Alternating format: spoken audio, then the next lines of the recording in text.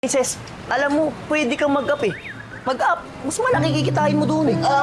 Pakita mo. Ito, sikat tong app na yan. Ayun o, ida-download mo lang yung app na yan, tapos i-register mo dyan yung mobile number mo. Buto, dapat i-download mo muna, Parang tapos alam ko register. yan eh, kuya.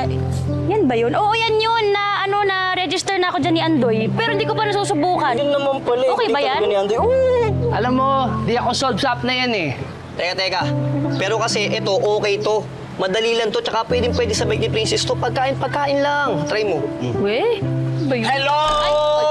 Oo, okay na ba? Tapos sa meeting niyo, pwede na ako magpahatid? Sorry po. Parang nakakabala ako sa Like a salon inyo, dito. no? Like a salon? Hindi, Pasensya na tama. ho. Ay, ba maging bangka nito? O, tara! Pasensya na ho. Uy, kuya, bilisan mo. Yari ka dyan. Hintay mo pa sa hero Parang eh. naghihintay eh. Pala eh. Vámonos! 3, 2, princess! Yan. Ingat. Kuya, paano ba yun? Patingin nga ako.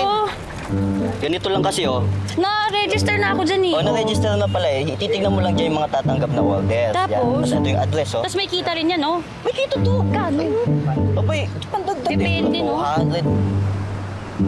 Oh, I like this me. Red, the color of revenge. Revenge me, gante, ganun. Oo nga, arte mo.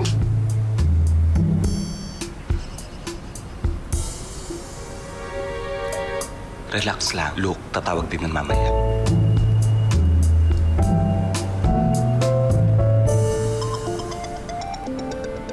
Ayun naman kami! Tumatawag na yung ex-bestie-best mo. Success ang Operation Scam the Scammer! Sabi ko sa'yo, di ba?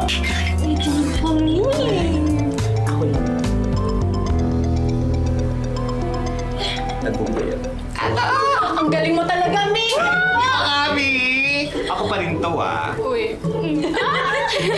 Anyway, Ay, nako, let's lalagay go. ko na tong revenge. It smells like revenge. Diba?